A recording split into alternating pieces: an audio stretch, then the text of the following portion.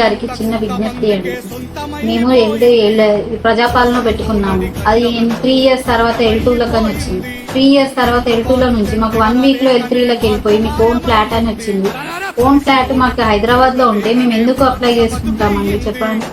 అది ఎవరి పేరు మీద ఉందని ఎంక్వైరీకి వెళ్తే కలెక్టర్ ఆఫీస్కి, అక్కడ ఎవరు సరిగ్గా రెస్పాన్స్ ఇయ్యరు. టెలికాలర్కి కనుక్కొని ఇన్ఫర్మేషన్ తీసుకుంటారు. అక్కడ కాల్ చేస్తే వాళ్ళు అంటారు మీ అత్తయ్య గారి పేరు మీద ఉంది. ఇవన్నీ కండిషన్స్ ముందే పెట్టాల్సింది. మీరు అత్తయ్య గారి పేరు మీద, అమ్మ వాళ్ళ పేరు మీద ఉంటే మీకు రాదని. అలాంటప్పుడు సపరేట్ అయిన వాళ్ళు ఇలా అన్నదమ్ముల మధ్యలో ఉంటుంది ఆ ఇల్లు. అన్నదమ్ముళ్ళు ఇప్పుడు సపరేట్ ఫ్యామిలీస్ అయినప్పుడు ఎవరి పేరు మీద అంటూ ఆ ఇల్లు వస్తుందండి మాకు. అలాంటప్పుడు మీరు ఫస్ట్ ఇవన్నీ కండిషన్స్ పెట్టి మీరు అప్లైకి ఇవ్వాల్సింది. మీరు ఇందిరమ్మ ఇల్లుకు ప్రజల పాలన పెట్టి ఏం ప్రయోజనం? ఇప్పుడు ఓన్ ఫ్లాట్ ఉన్నప్పుడు మేము రెంట్లు కట్టుకుంటే ఇన్ని ఇయర్స్ నుంచి 15 years నుంచి మేము హైదరాబాద్లో ఎందుకు ఉంటున్నట్టు? ఇన్ని కండిషన్స్ మీద అప్పుడే మీరు పెట్టి ఉంటే మేము అప్లై చేసుకోవాలా వద్దా అని ఆలోచిస్తుంది. మేము ఇన్ని రెంట్స్ కట్టుకుంటా అన్ని చేసుకుంటా ఉంటే ఇప్పుడు మాకు కరెక్ట్గా రెస్పాన్స్ లేదు. మాకు ఇల్లు రావట్లేదు.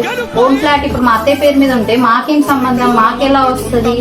అది ఇద్దరు అన్నదమ్ముల మధ్యలో ఉంటది కానీ మాకెలా వస్తుంది? సపరేట్ అవ్వాలి కదా మేము. ఇప్పటి వరకు మీరు యాక్షన్ తీసుకోవట్లేదు. మాకు అసలు L2లో నుంచి L3లోకి ఎందుకు వెళ్ళింది అక్కడ మెన్షన్ చేయాలి కదా. ఓన్ ఫ్లాట్ అని ఓన్లీ మెన్షన్ చేస్తున్నారు. అది దేని వల్ల రీజన్? మాకు ఓన్ ఫ్లాట్ ఎక్కడ ఉంది అనేది మీరు మెన్షన్ చేయాలి. ఎవరి వల్ల మెన్షన్ ఎక్కడ పోయింది? మాది ఓన్ ఫ్లాట్ ఉన్నాక మేము ఎందుకు అప్లై చేసుకుంటాం? మేము మీకు ప్రజాపాలన పెట్టినవి మాకు కరెక్ట్గా రెస్పాన్స్ లేదు. ఇప్పుడు కొత్తగా ఆన్లైన్లో మీరు 10,000 కట్టి అప్లై చేసుకోండి, తర్వాత 5 lakhs కడితే మీకు ఓన్ ఫ్లాట్ వస్తుంది అన్నప్పుడు అక్కడ పేదవాళ్ళకి ఎక్కడ న్యాయం జరుగుతుంది? మీకు పేదవాళ్ళు ఉన్నప్పుడు 5 lakhs కట్టి కొనుక్కునే స్థాయిలో ఉన్నప్పుడు వాళ్ళకు ఇంకా పేదవాళ్ళకి ఇల్లు ఇచ్చే స్థాయిలో ఇంకా ఎందుకు ఉంటుంది ప్రభుత్వం చెప్పండి మీరే. అలాంటప్పుడు సీఎం గారు ఏ రియాక్షన్ ఎందుకు తీసుకోవట్లేదు పేదవాళ్ళ గురించి? మాకు ఎక్కడ న్యాయం జరుగుతుంది? కరెక్ట్గా మీరు మెన్షన్ చేయండి. దేనివల్ల రిజెక్ట్ అయింది మాకు ఇల్లు, దేనివల్ల మాకు ఓన్ ఫ్లాట్ ఎక్కడ ఉంది అనేది మాకు మెన్షన్ చేయండి. మెన్షన్ చేసినప్పుడు మీరు రిజెక్ట్ చేస్తే అది కరెక్టా కాదా అని ప్రజలకు తెలుస్తుంది. ఇలా కలెక్టర్ ఆఫీస్కి మేము 3-4 times తిరిగాం. ఎక్కడ మాకు కరెక్ట్గా రెస్పాన్స్ లేదు.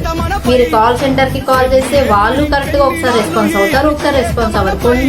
కొన్నిసార్లు ఇన్ని రోజుల నుంచి 1 week నుంచి ట్రై చేస్తే అసలు ఫోన్ కూడా కలవట్లేదు. ఈ రోజు కలిసింది కలెక్టర్ ఆఫీస్కి వెళ్ళి కూడా మేము ఈ రోజు కాల్ చేస్తున్నాం, మాకు ఇదే రెస్పాన్స్ అవుతున్నారు. కరెక్ట్గా మెన్షన్ మాత్రం ఈ రీజన్ వల్ల మాకు క్యాన్సిల్ అయిందని మాత్రం మీరు కరెక్ట్గా చెప్పట్లేదు. ప్రజలు ఇట్లా చాలా మందికి అయింది, మాకనే కాదు. అసలు పేదవాళ్ళకి ఎక్కడ మీరు న్యాయం చేయట్లేదు.